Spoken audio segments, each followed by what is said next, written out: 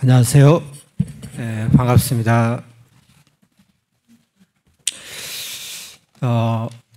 요즘은 어린 아이들을 보기가 참 힘들잖아요. 그래서 참 아이들을 보면 좀 신기하기도 하고 그렇습니다. 우리가 처음 첫 아이를 키울 때도 항상 이렇게 신기했잖아요. 아이들이 정말 커가는 모습이 참 신비롭고 참 여러 가지로, 특히나 이제 자기 자식은 뭐 어떤 행동을 하게 되면 상당히 신기하고 자랑하고 싶고 뭐 이런 마음이 생기잖아요. 근데 어찌됐든 동부교회도 계속 새로운 아이들이 이렇게 생겼으면 좋겠습니다.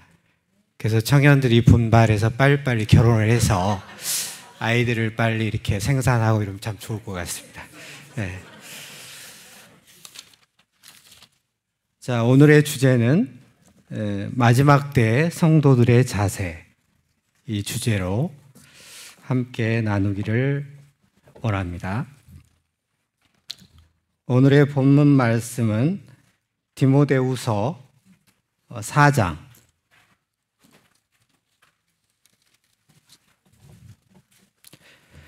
디모데후서 4장 1절부터 8절까지입니다. 교독을 하겠습니다. 제가 1절 읽고 성도님들이 2절 이렇게 해서 8절까지 같이 읽겠습니다. 디모데후서 4장 1절. 하나님 앞과 살아있는 자와 죽은 자를 심판하실 그리스도 예수 앞에서 그가 나타나실 것과 그의 나라를 두고 엄히 명하노니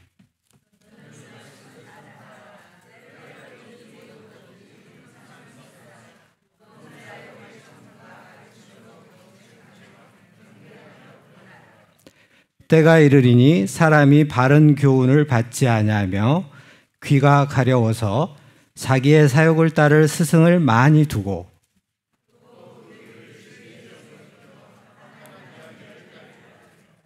그러나 너는 모든 일에 신중하여 고난을 받으며 전도자의 일을 하며 내 직무를 다하라.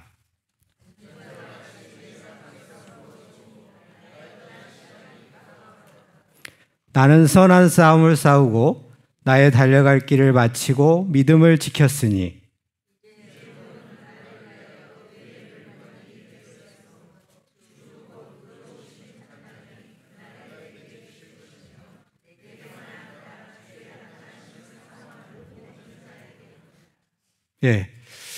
우리 성도님들 항상 이렇게, 저도 이렇게 그런 얘기를 자주 합니다만은 지금은 이제 마지막 때다 이렇게 얘기를 입버릇처럼 얘기를 합니다. 근데 실제 삶에서는 그 마지막 때에 합당한 그 태도로 우리가 살아가고 있는가, 이걸 좀 돌이켜보면 그러지 못하는 경우가 많이 있는 것 같습니다. 그래서 저도 이제 그런 부분을 생각하면서 우리가 말로만 마지막 때라고 그러지 말고 실제로 그 마지막 때에 맞는 그 성도의 자세로 이 땅을 살아가야 되고, 또 주님의 다시 오심을 기대하면서 또 사모하면서 이렇게 살아야 되겠다. 또 뿐만 아니라 오늘도 이제 사도 바울이 사실은 거의 이제 죽기 전에 이렇게 유언과 같은 말씀이잖아요. 이제 디모데에게, 영적 아들인 디모데에게 정말 진중하게 이렇게 얘기하는 그런 모습인데요. 우리가 이제 죽음을 앞두면 어떤 중요한 얘기를 하잖아요. 중요한 얘기, 정말 진지한 얘기, 꼭 필요한 얘기, 이런 얘기를 하게 됩니다. 그래서 그 사도 바울의 마음이 곧 예수 그리스도의 우리에게 하는 말씀이잖아요. 그래서 그 말씀에 대해서 우리가 깊이 생각해 보면서 우리가 이 마지막 때를 어떤 자세로 또 살아가야 될까를 한번 생각해 보도록 하겠습니다. 먼저 이제 디모데전서 3장에 보면, 전에 제가 잠깐 교제한 적이 있는데 그 말세의 징조들이 실제로 나타나요. 사람들의 상태, 이 사람들의 상태라 하면 성도들도 예외가 아니죠. 그래서 3장 1절부터 보면 말세에 고통하는 때가 이르러 사람들이 자기를 사랑하며 돈을 사랑하며, 마지막 때의 특징이 돈을 정말 사랑합니다. 돈을 사랑함이 일만하게 뿌리라고 말씀하셨죠. 그리고 사람들은 자랑하기를 좋아하고 또 교만하고 또 서로를 비방하고 그 다음에 부모를 거역하고 심지어 부모를 죽이기까지 하는 이런 세태에 살고 있습니다. 그 다음에 감사하지 아니하고, 우리가 항상 감사해야 되는데 감사의 제목을 찾아보면 정말 많이 있는데 사람들은 자기의 부족한 것, 이런 것을 찾으면서 항상 부족한 것을 생각하면서 오히려 불평, 불만을 하는 것을 보게 됩니다. 그 다음에 거룩하지 아니하며 또 무정하며, 사람들이 이제 특히 우리나라는 정이 많은 나라잖아요. 민족이잖아요. 그래서 옛날에는 서로 이웃들끼리 먹을 거 있으면 서로 나눠 먹고 건네주고 건네받고 이러면서 이렇게 따뜻한 정이 이렇게 쌓이잖아요. 근데 요즘은 그런 것들이 갈수록 희박해져 가고, 이제 아파트 문화가 생기다 보니까 옆집에 누가 사는지도 모르고. 근데 이제 저희 같은 경우는 그나마 다행인 것은 옆집에서 또 뭘 갖다 주기도 하고 또 갖다 주면 또 우리가 뭘 갖다 주기도 하거든요. 가끔씩은. 그러니까 이제 이런 것들이 사람 사는 냄새잖아요. 근데 이런 것들이 갈수록 사라진다는 거예요. 마지막 때가 되면. 그 다음에 원통함을 풀지 않고, 사람의 어떤 사람에 대해서 원한을 가져요. 그러면 그것을 풀지 않고 계속 마음에 두고 있다는 것이죠. 그래서 성도들 간에도 서로 그런 마음이 있다면 서로 풀어버리고 이런 것이 중요하죠. 또 모함하며 절제하지 못하며 사나우며 선한 것을 좋아하지 아니하며, 이런 것들이 마지막 때의 사람들의 특징. 또 그 다음에 배신하며 조급하며 자만하며 쾌락을 사랑하기를 하나님을 사랑하는 것보다 더하며, 또 마지막으로 경건의 모양은 있으나 경건의 능력이 상실된 그런 시대에 우리가 살고 있습니다. 그래서 우리 교회도 마찬가지죠. 뭔가를 열심히 하는 것 같지만 실제로는 내실이 없고 경건하지 않은 그런 일을 할 수가 있어요. 그래서 무슨 일이든지 그 내실이 있어야 돼요. 내실이. 그래서 우리가 영적인 활동을 할 때에도 누구에게 보이기 위한 활동이 아니라 정말 성령의 역사를 통해서 그 열매가 나타날 수 있도록 기도하면서 어떤 일을, 영적인 일을 해야 되리라고 생각이 되어집니다. 자, 그러면 이제 본문으로 돌아가겠습니다. 실제로 이제 마지막 때가 되면 이런 어떤 사람들의 상태가 나타날 뿐만 아니라 또 이제 성도들은 과연 어떻게 살아야 되는가? 1절에 보면 사도 바울이 그 하나님 앞과 살아있는 자와 죽은 자를 심판하실 그리스도 예수 앞에서 그의 나타나실 것과 그의 나라를 두고 엄히 명하노니, 이렇게 표현하고 있습니다. 그래서 여기에서 두 가지를 생각할 수 있는데, 예수 그리스도의 나타나심, 또 두 번째 그의 나라. 그러니까 예수님이 다시 오신다는 것이죠. 그러니까 우리 세대주의에서, 그러니까 예수 그리스도의 공중 재림, 그 다음에 7년 대환란, 그 다음에 지상 재림, 그 다음에 천년왕국, 그 다음에 영원한 천국, 새하늘과 새 땅. 그래서 이제 우리가 지금 마지막 때라고 하는 것은 곧 예수님께서 공중 재림이 임박했다, 이것을 우리가 알 수가 있는데, 우리가 이제 아침에도 우리가 노년부에서 잠깐 교제를 나눴습니다마는 예수 그리스도께서 재림하신다, 휴거가 있다, 이런 얘기를 오래전부터 들어왔고, 또 그게 실제로 그 사람들 다미선교회나 이런 데서 예수님이 오신다 그래가지고 실제로 안 오니까 사람들의 마음 속에는 거 봐라, 예수님이 어디 오냐, 이렇게 하면서 마치 진짜 안 올 것처럼 생각을 하는 거죠. 그리고 성도들도 갈수록 마음이 무뎌져서 이제 예수님 다시 오신다 이런 것에 대해서 경각심이 없고 또 사모하는 마음이 없고 이렇게 되어져 가는 것 같습니다. 그렇지만 분명한 것은 반드시 오시는 것입니다. 성경은 사실이고 진리이기 때문에. 그래서 이따 그 부분에 대해서 말씀을 또 찾아보겠습니다. 그리고 그의 나라는 여기에서 지칭하는 것은 천년 왕국을 얘기하고 있습니다. 예수님께서 공중재림 하시고 우리가 이제 어린 양의 혼인잔치가 있고 7년 지상에서는 7년의 대환란기, 전반기 3년 반은 평화로운 시대지만 후반기 3년 반에 전무후무한 그 엄청난 전쟁이 일어나는 것이죠. 일명 아마겟돈 전쟁. 자, 이제 이러한 상황이 우리가 실제로 이제 곧 닥치는데 이것을 우리가 성경을 통해서 더 한번 살펴보도록 하겠습니다. 데살로니가전서 4장 16절부터 18절을 우리 지훈 형제가 한번 읽어주시기 바랍니다.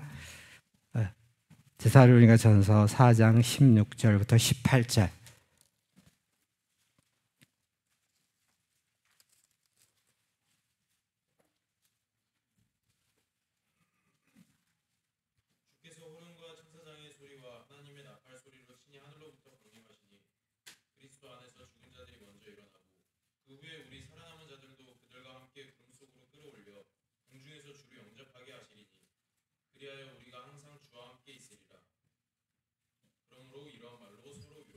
예. 그래서 분명하게 호령과 천사장의 소리와 하나님의 나팔로 친히 하늘로부터 강림하신다라고 이렇게 명백하게 말씀하셨습니다. 그리고 예수님께서 승천하실 때에도 승천하심을 본 그대로 다시 오시리라 이렇게 약속을 했습니다. 그래서 예수님께서는 반드시 공중에 오신다라는 것을 이 말씀을 통해서 명백하게 우리가 알 수가 있습니다. 그래서 이어서 보면은 그 데살로니가전서 5장을 1절부터 11절까지가 있는데 우리가 성경을 읽는 것만으로도 우리가 크게 하나님의 그 능력을 체험할 수 있기 때문에 성도들과 이 부분을 또 한번 교독하겠습니다.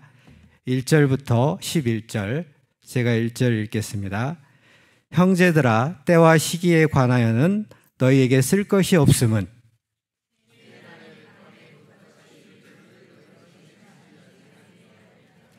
그들이 평안하다 안전하다 할 그때에 임신한 여자에게 해산의 고통의 이름과 같이 멸망이 갑자기 그들에게 이르리니 결코 피하지 못하리라.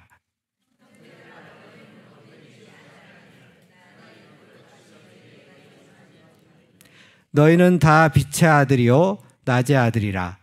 우리가 밤이나 어둠에 속하지 아니하나니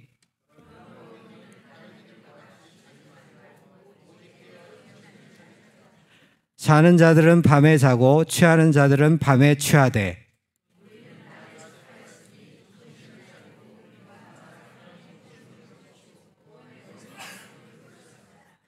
하나님이 우리를 세우심은 노하심에 이르게 하심이 아니요 오직 우리 주 예수 그리스도로 말미암아 구원을 받게 하심이라.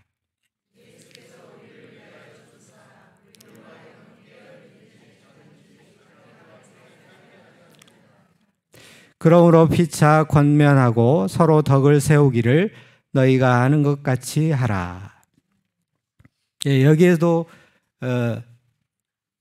예수님께서 주의 날이 도적같이 이른다 이렇게 표현했잖아요.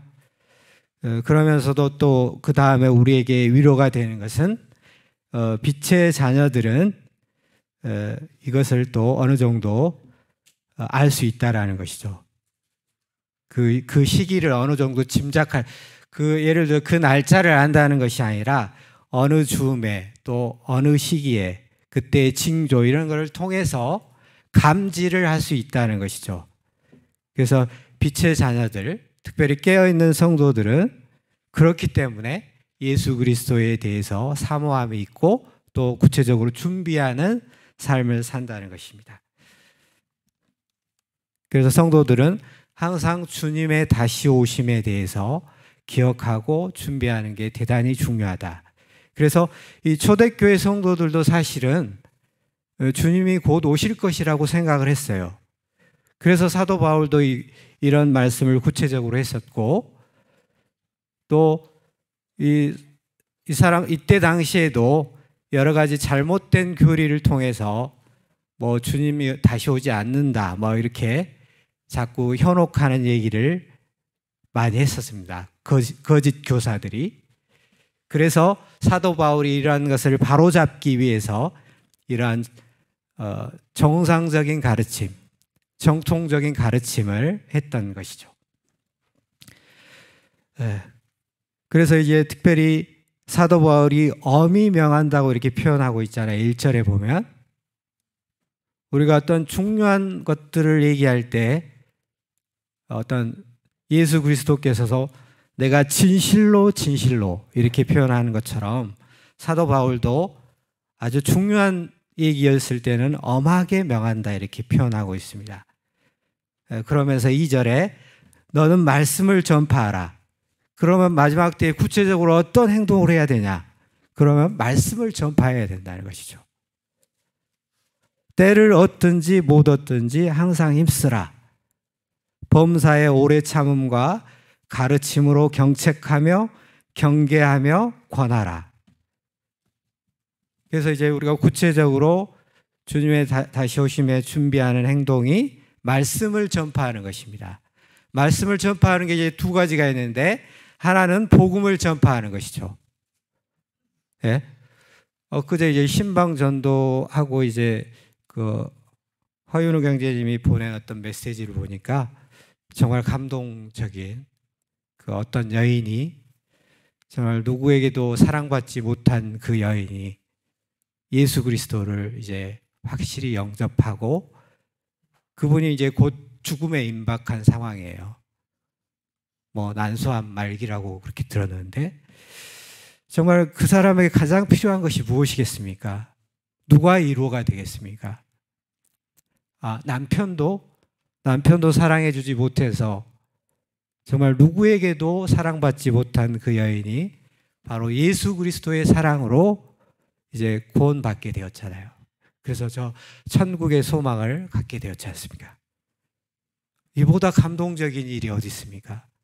그 죽어가는 영혼, 사랑받지 못한 영혼, 그 영혼이 이제 정말 참 사랑을 알게 되었고 하늘의 소망을 품고 비록 그 육신은 곧 죽을 수도 있어요. 그렇지만은 그 영혼이 소망이 있다는 것이죠. 그런 것처럼 우리도 우리 주위에 있는 영혼들에게 복음을 증거해야 되는 것이죠. 우리에게 가장 큰 사랑이 바로 이 복음을 증거하는 것입니다. 그래서 우리가 그 구령의 열정이 식어 있다면 다시 그 영혼 구령의 열정을 회복해서 주위 영혼들에게 복음을 전하는 것이 필요하다는 것이죠. 이 복음을 전하는 것은 내가 뭐 갑자기 신실해져서 복음을 전하는 게 아닙니다.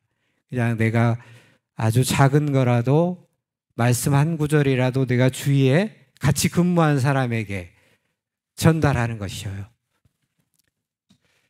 그래서 예를 들자면 한 번 죽는 것은 사람에게 정하신 것이요 그 후에는 심판이 있다. 이렇게 자연스럽게 내가 같이 함께하는 사람에게 전하는 거예요. 그러면 정말 관심이 있는 사람은 죽음 이후에 대해서 물어볼 것이고 이 죄를 과연 어떻게 해야 되냐 뭐 이런 것들을 물어올 것입니다. 그러면서 이렇게 자연스럽게 복음을 전하고 또 이제 여기에서 이제 디모데는 이제 어떤 사역자잖아요. 이제 그 교회를 돌아보는 목양하는 그런 하나님의 사역자인데 이 사람이 해야 될 것은 뭐냐면 성도들에게 말씀을 전하는 것입니다. 성도들에게 말씀을 담대하게 선포하고 또 그 말씀을 통해서 성도들을 교정하고 또 죄를 짓고 있는 사람들에게는 책망을 통해서 때로는 강하게 책망을 해서 이들을 돌이키는 것이 필요합니다.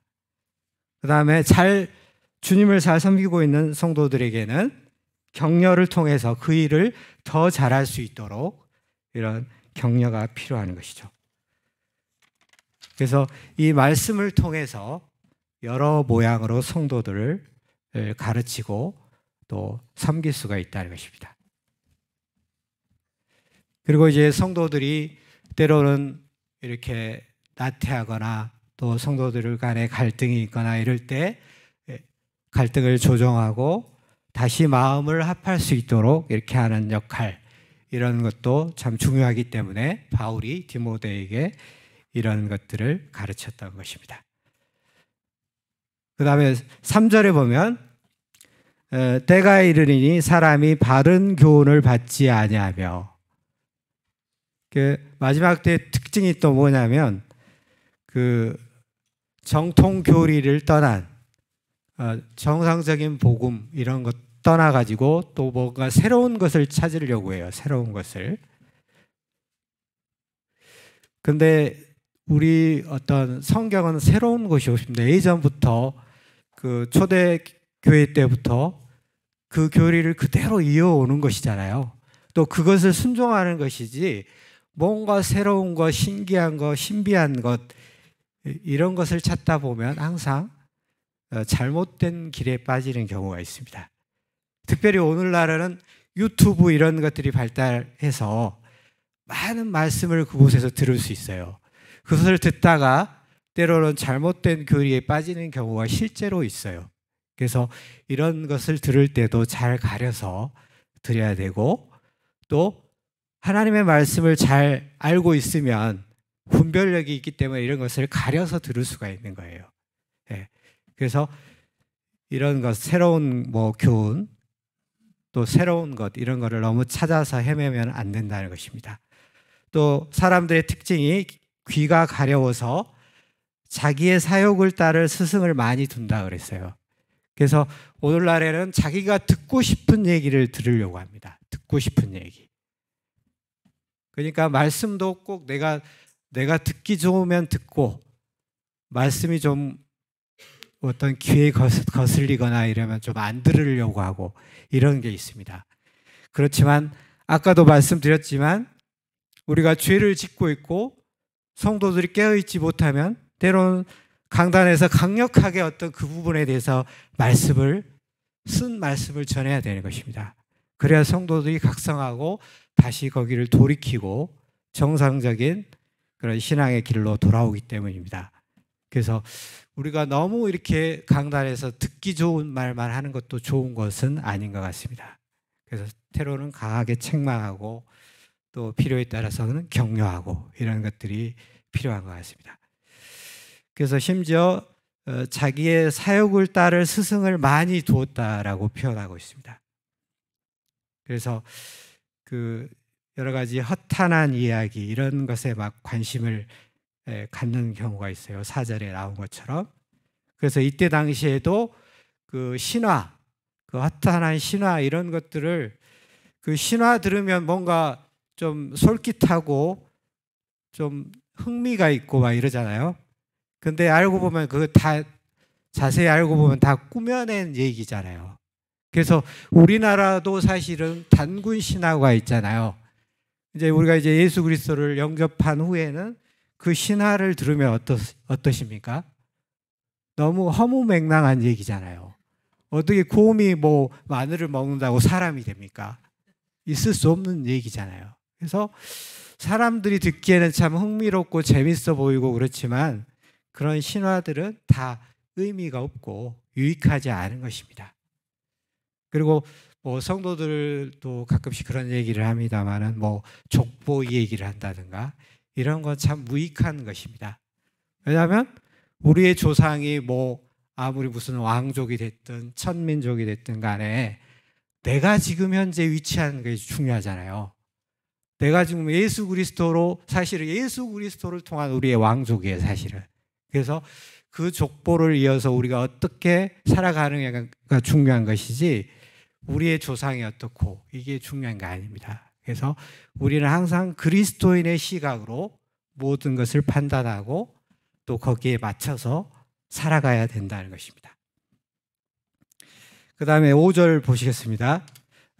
그러나 너는 모든 일에 신중하여 고난을 받으며 전도자의 일을 하며 내 직무를 다하라. 그래서 디모데에게 여전히 이 전도자의 일을 할 것에 대해서 또 다시 한번 얘기하고 있습니다. 그리고 우리가 그리스도 안에서 받은 은사들이 있잖아요. 은사들. 그런데 은사를 잘 활용해서 충성스럽게 일하기를 바라십니다. 그런데 성도들이 아직도 자기의 은사를 분별하지 못하고 내가 이제 구원받은 것으로 만족한다. 이거는 겸손한 얘기가 아닙니다. 구원하여 주셨기 때문에 예수 그리스도께서 나를 위해서 주님의 모든 것을 주셨잖아요. 우리를 위해서 목숨을 주셨잖아요. 근데 내가 아무것도 하지 않는다? 그냥 단지 구원받았기 때문에 그것으로 만족한다? 이건 아니잖아요. 그래서 내가 나를 위해서 목숨을 버리신 그 주님을 위해서 나도 사실은 목숨 그 더 이상이라도 드릴 게 있으면 드려야죠, 사실은. 근데 그러지 못한 경우가 우리의 현실입니다, 사실은. 그래서 이 예수 그리스도를 깊이 생각하면 우리가 정말 주님을 위해서 모든 것을 헌신할 각오가 될 수 있는 것 같습니다. 그래서 6절에도 이제 사도 바울이 자신을 전제와 같이 내가 벌써 부어지고 나의 떠날 시각이 가까웠도다 이렇게 표현하고 있잖아요. 그래서 이제 구약의 제사의 번제, 하나님께 이제 제사를 드릴 때 그 짐승을 잡아서 태워서 하나님께 올려드리잖아요. 그럴 때 이제 곁들여서 드리는 제사가 이제 전제인데 또 관제라고도 표현합니다. 그때 이제 포도주나 기름을 부어서 같이 태워서 하나님께 드리는 제사입니다. 그래서 이제 사도 바울이 어떠한 죽음을 순교를 당할 것인가를 이제 암시적으로 얘기하는 것인데 우리의 삶도 이러한 자세로 살아야 되는 것이죠. 정말 나의 모든 것을 다 여기서 이제 피라는 의미도 이제 생명을 드리는 거잖아요. 우리의 생명을 모두 바쳐서라도 하나님을 기쁘시게 하고 하나님께 정말 산 제사를 드려야 되는 것이죠. 예. 그래서 떠날 기약이 가까웠다가 이제 죽음이 임박했다라는 것이죠. 죽음이. 그래서 이제 이러한 여러 가지 이제 비유적으로 이 죽음에 대해서 생각해 볼 수 있는 것이 농부들은 이제 지친 한때의 짐승을 이제 메어 놓다가 풀어준다라는 의미, 멍에를 풀어준다. 그래서 사도 바울도 사실은 예수 그리스도 때문에 많은 사실 자기 십자가를 지고 주님을 섬겼잖아요.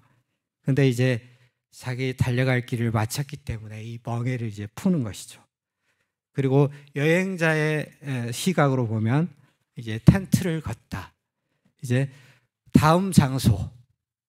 여행자는 한 곳에 고정돼서 살지 않잖아요. 다음 목적지를 향해서 이제 텐트를 걷고 이제 움직이는 것이죠.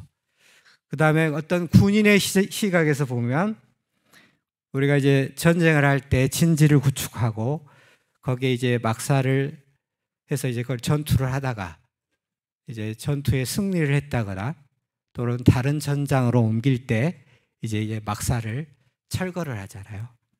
철거해서 이제 다른 곳으로 이동을 합니다. 이런 것처럼 이 죽음이라는 것은 잠시 머물러 있다가 이제 다른 곳으로 이동하는 것이죠. 우리가 이제 나그네라고 표현하잖아요. 우리의 삶이. 그래서 우리가 이 땅에서 잠깐 나그네로 있다가 이제 텐트를 걷고 옮겨야 되는 거예요. 저 천국으로. 7절 보시겠습니다. 그러면 7절.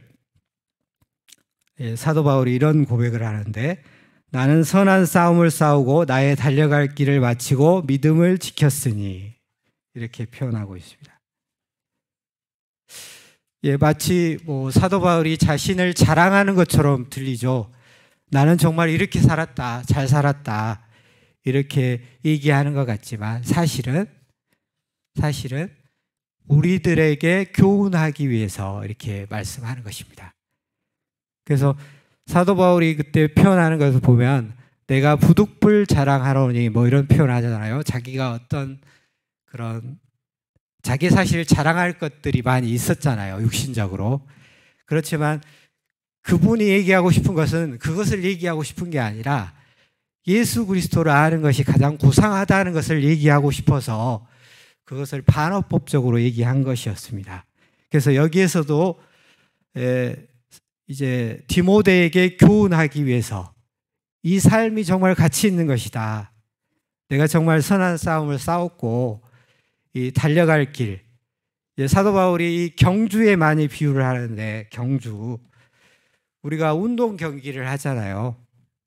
특별히 이제 우리 그리스도인들은 이 신앙의 경주가 바로 어떤 마라톤에 많이 비유를 하는데 우리가 마라톤을 하다 보면 너무 힘들잖아요. 41.195 그 장거리를 뛰어야 되기 때문에 중간에 포기하고 싶을 때도 있고 정말 너무나 힘들어서 숨이 목에까지 차올랐을 때 정말 주저앉고 싶을 때도 있지만 끝까지 그 길을 달려야 되는 거예요. 완주해야 되는 거예요.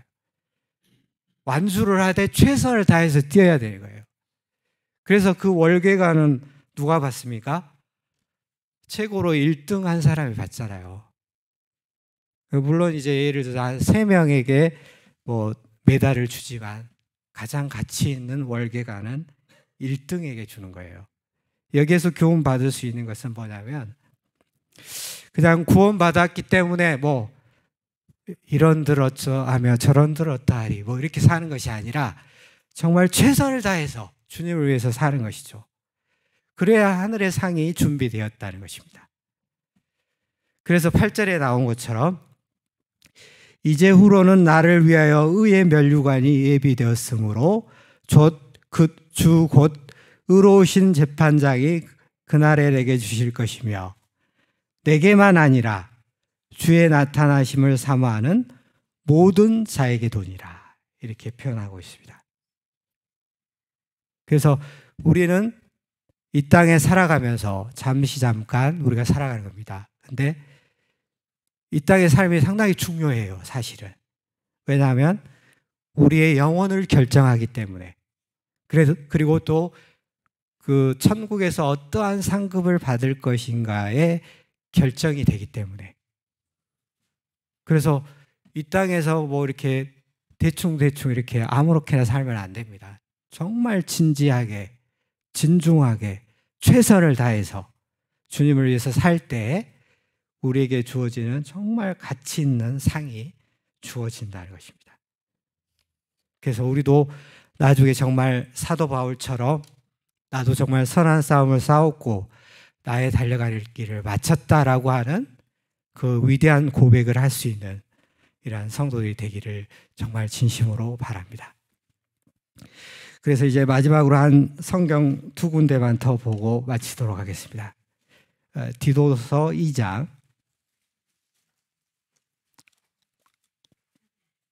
11절입니다. 우리가 어떻게 살아야 될 것인가를 또 말씀을 통해서 우리가 알아봐야 되기 때문에 이 부분을 또 좀 교독해 보겠습니다. 제가 1절 읽고 11절 읽고 성도님들이 12절 읽고 모든 사람에게 구원을 주시는 하나님의 은혜가 나타나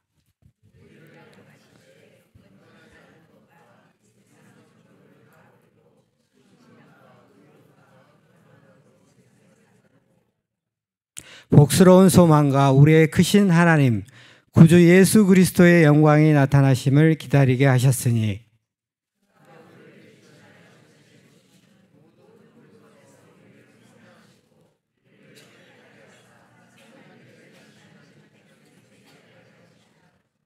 예, 이 말씀을 또 기억하시면 되겠습니다. 그 다음에 베드로후서 3장을 보시겠습니다. 베드로후서 3장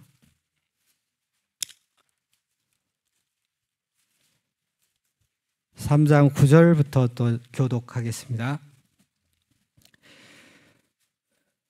주의 약속은 어떤 이들의 더디다고 생각하는 것 같이 더딘 것이 아니라 오직 주께서는 너희를 대하여 오래 참으사 아무도 멸망하지 아니하고 다 회개하게 이르기를 원하시느니라.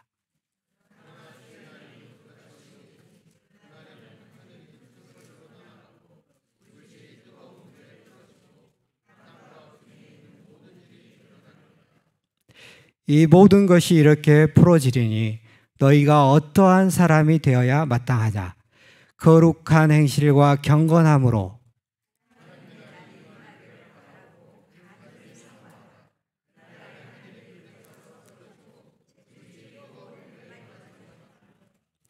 우리는 그의 약속대로 의가 있는 곳인 새 하늘과 새 땅을 바라보도다.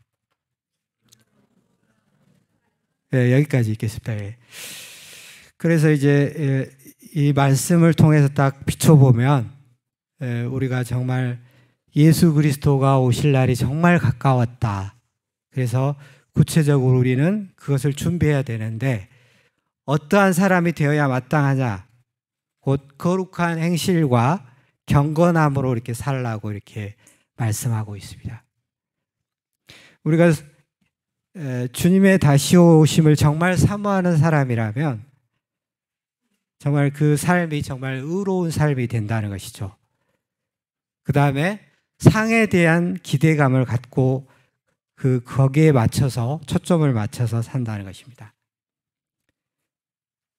그러니까 주님의 공중제물을 참으로 바라는 사람은, 참으로 사모하는 그런 사람은 정말 그 삶이 항상 거룩하고 또 선한 일에 열심하는 그러한 친백성이 된다는 것입니다.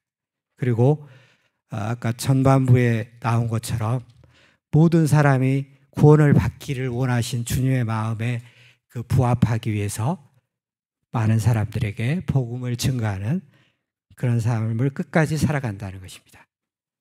그래서 오늘 이제 말씀을 정리하겠습니다.